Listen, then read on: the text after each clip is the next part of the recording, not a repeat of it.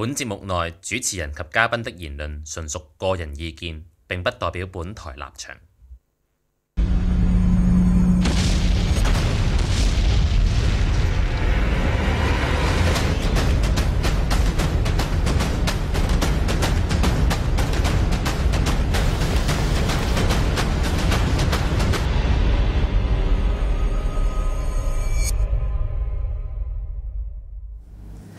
又嚟到第二節嘅呢個 Hong Kong Survivor 啦。上一節尾嘅時候咧，就教過大家點樣用一啲唔同嘅物料咧去溶咗做翻一啲金屬啦，跟住之後透過用一啲金屬咧去令到佢變成另外一個形態咁樣嘅。咁其實咧點解會教大家去用一啲金屬啊，整一啲唔同嘅一個即係爐啊、灶頭咁樣去熔鐵咧？其實喺世界末日即係發生之後咧，其實我哋人咧係需要去做一個識得製造工具出嚟嘅一啲工具人啊。點解咁講咧？因為其實金屬咧，其實係可以話係同我哋嘅生命係有關嘅。因為其實咧金屬啦，大家都知啦，非常之堅固啦，非常之強韌啦，亦都係適合做唔同嘅一啲工具或者一啲武器，甚至乎係一啲結構上面需要用到嘅一啲零件，例如釘啊或者一啲大梁咁樣嘅。因為其實咧金屬咧佢嘅可塑性咧，其實咧就非常之高啦。同樣地，佢其實冇陶瓷咁脆弱嘅，所以咧金屬咧喺受壓嘅時候變形啊，或者係有好多唔同嘅情況底下咧，佢亦都係唔會撕裂，甚至乎咧係可以拉長去做或者做一啲好細嘅一啲鐵絲咁樣啦。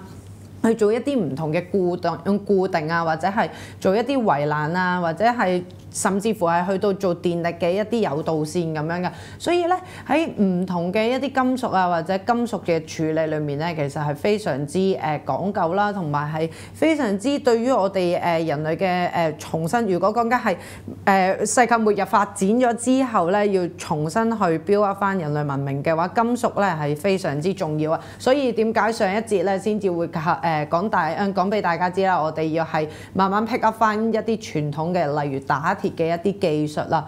咁其實咧，咁同時間咧，你亦都係需要有好多唔同嘅一啲機器啊，或者一啲唔同嘅引擎嚟去慢慢令到我哋嘅呢個人類文明慢慢 rebuild 翻嘅。所以咧喺一啲唔同嘅文明進步，要靠一啲唔同嘅機械啊嘅力量去提供，例如水輪啦、風車啊、蒸汽機啊或者渦輪機等等嘅呢啲情況底下咧，所以咧我哋以下落嚟呢條片咧可以教到大家喎。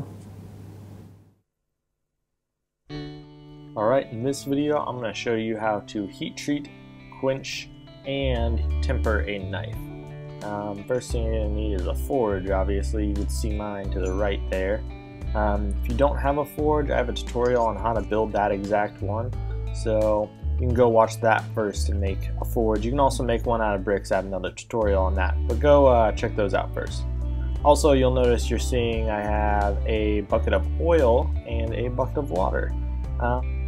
The only time I don't quench in oil is when the knife I have is too big to quench in my little bucket that I have here.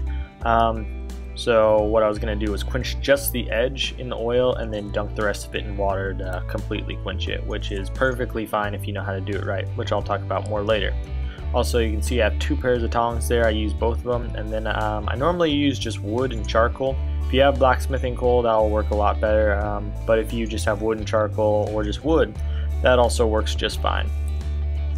For my forge fan, I use a hair blow dryer, as you can see here, but if you're able to get your hands on something a little bit more powerful, like a, say, shop vac or a leaf blower, go ahead and use that. That'd work a lot better.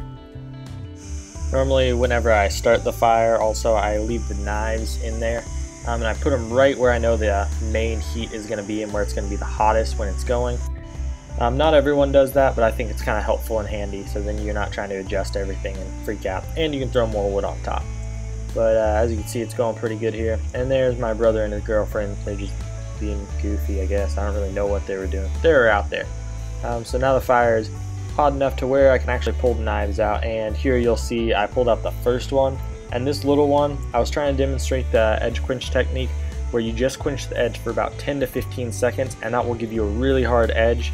And then you submerge the rest of it, and what that does, it will give you a soft spine since the spine is kind of cooled down. And then I'm doing the same thing with this other one, and I actually carried both of them over into the water just because I didn't want the oil to get too hot for this second knife. But normally if I'm just doing a small knife like that first one you saw, after 15 seconds I just dunk the whole thing in the oil. And as a matter for safety, if you're using oil like me that kind of combusts pretty easily, when you're trying to put it out, just throw a towel over it. The first time I had this problem, I ended up kind of burning my face off, and as you'll see, I pulled the towel from the far side away from me, and what that does is if when the oxygen gets to it, if it's gonna catch back on fire, it won't explode in your face. So there you go. Now that's the way I heat treat my knives. I know there's a lot of different ways, but I have tested my knives' strength and I have carved nails with them, so I know this works and I know it's a good technique. So if you have any questions, make sure to comment those down below. Alright. 嗱，大家睇到頭先個鬼仔啦，佢透過自己嘅一啲打鐵技術咧，就整咗把刀仔出嚟，係的而且確係 work 嘅。嗱，喺咁樣嘅情況底下咧，其實咧呢個打鐵技術咧，真係大家即係當然係要拿捏得好少少嘅一啲唔同嘅技巧啦。如果唔係嘅話，真係可能整親自己啦。咁以下落嚟咧，將會再講嘅就係一個燃料呢個問題啊。咁其實燃料咧，對於喺呢個文明發展裏面咧，其實係非常之不可或缺嘅一環嚟嘅，即係一個部分啦。咁其實咧喺19世紀之前咧，其實人類咧仲未開始去採煤炭啊，或者一啲原油嘅時候咧，會透過去燒一啲木頭，透過木頭嘅呢個蒸餾法啦，就喺一個密閉嘅一個容器裡面咧，就烤一啲木頭啊，就去收集一啲木頭，轉化為呢個木炭嘅過程裡面釋放嘅一啲蒸氣，而去提取一啲重要嘅化學品啦，例如係酸啊、酒精啊、一啲溶液同埋焦油嘅。咁如果冇原油嘅情況底下咧，你亦都可以利用一啲甲醇啊，或者係一啲鹼性嘅一啲液體啦，去自己提煉翻一啲動物嘅一啲脂肪啊、植物油等等咧，去做成一啲去從而去用作係一啲機器嘅重新去點講咧，可以當係一個叫做生物柴油咁樣去用嘅。而化學方面咧，咁其實喺化學嘅工業發展嘅初期咧，其實咧佢哋都會係透過好多唔同嘅提取比較容易提取物質嘅一啲多用途，即係比較多種用途啦。咁其實咧嗰陣時咧，佢哋就會係透過一啲穀物嘅發酵而提取一啲叫乙醇嘅呢個物質啦，而透過相對嚟講，即係下一個 step 咧，就係要透過一啲蒸餾啊、提取咧，就去濃縮一啲酒精啦。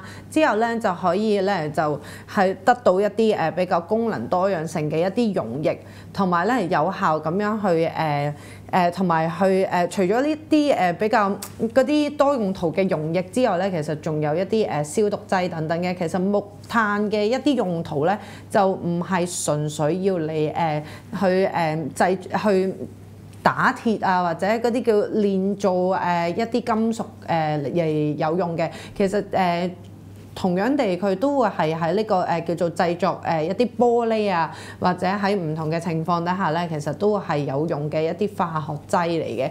咁嗱總結啦，其實喺一啲即係災後重建嘅一啲社會啊，或者係要重新去發展翻一啲唔同嘅知識或者一啲能力嘅方法啦。其實大家要係透過好多比較原始少少，或者係學翻一啲比較舊式少少嘅一啲比較傳統嘅一啲工藝，去令到自己提高呢嗰個生存嘅機率之餘咧，其實都係肩負咗一個重任，係非常之需要係重建翻一啲唔同嘅文明，人類原有嘅一啲文明咧，要係靠呢一啲步驟去做翻出嚟㗎。所以咧，科學啊或者化學嘅呢一啲嘢咧，其實都係我哋 survivor 非常之需要嘅一啲知識嚟㗎喎。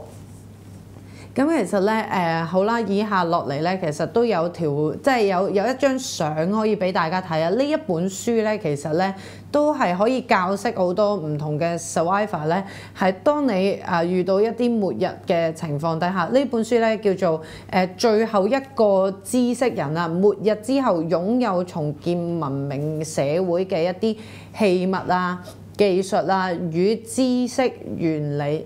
嗱，個作者咧就係一個科學家叫路易斯。咁其實呢本書咧可以大家去書局嗰度揾下啦，因為其實佢裡面咧所有嘅一啲知識咧，其實咧係點講咧？佢可以教到你應有嘅一啲survivor 嘅一啲技巧嘅。其實本書咧係得到呢個英國嘅一啲唔同嘅各大媒體去係獲推薦為呢個5星級嘅呢個推薦書嚟嘅。咁其實全球咧都已經係有13個唔同國家嘅一啲版權，所以咧大家係可以係建議大家去睇一睇呢本書。呢本書咧唔係講科幻嘅，亦都係可以話俾大家即係大家當一個少少嘅知識去增長下自己嘅一啲即係點講咧？可以令大家係存活嘅機率高啲啦，唔可以話我哋杞人憂天嘅，只不過係呢個未雨綢繆啊。所以呢本書咧，方便大家可以去學多啲嘢㗎。咁其實咧，呢個路易斯咧，其實佢都係探索咗好多唔同嘅一啲現代文明啊，或者係一啲物質嘅一啲基礎啦，亦都係發現到人類咧對現今嘅呢個科技咧，其實係非常之麻木啊，所以咧。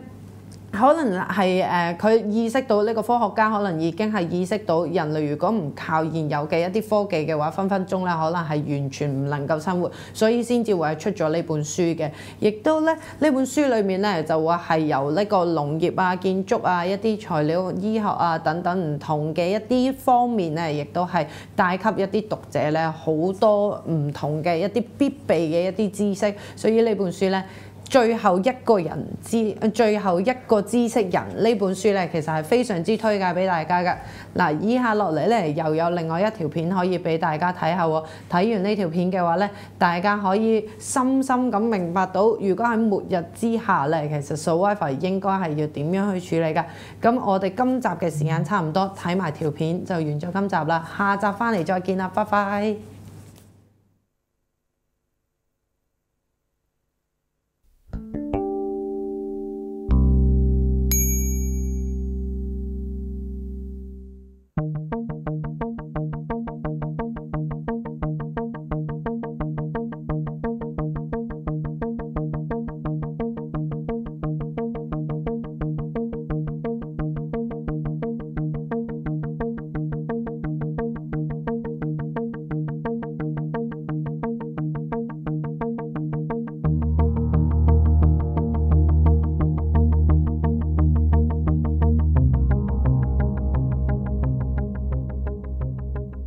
So Lewis, can you tell me what impact did FameLab have on where you are now with your book and your book tour?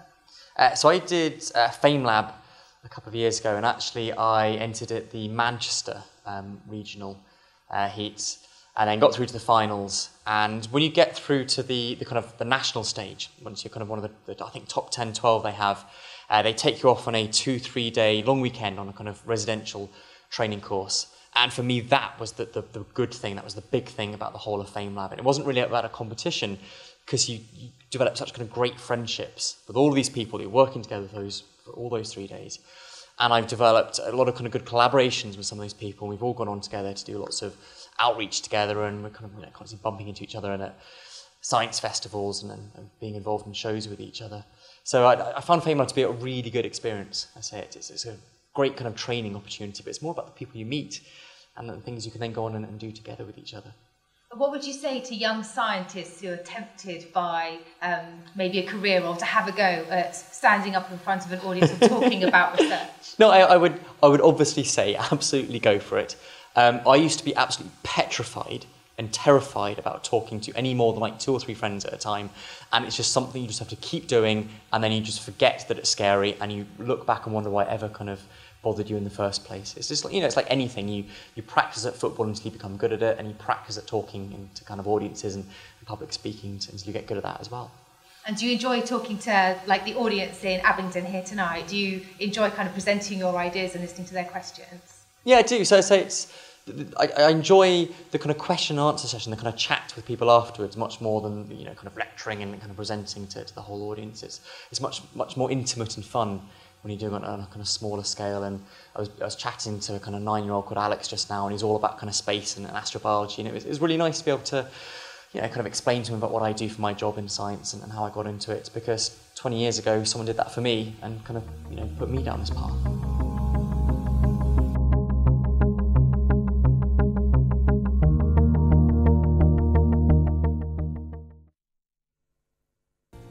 經錯過我哋精彩嘅節目，而家上嚟呢個網址就可以訂閱晒我哋8大頻道，付費之後仲可以重溫晒所有精彩嘅節目。記得要訂閱我哋嘅 YouTube channel 同埋讚好我哋嘅 Facebook 專頁啊！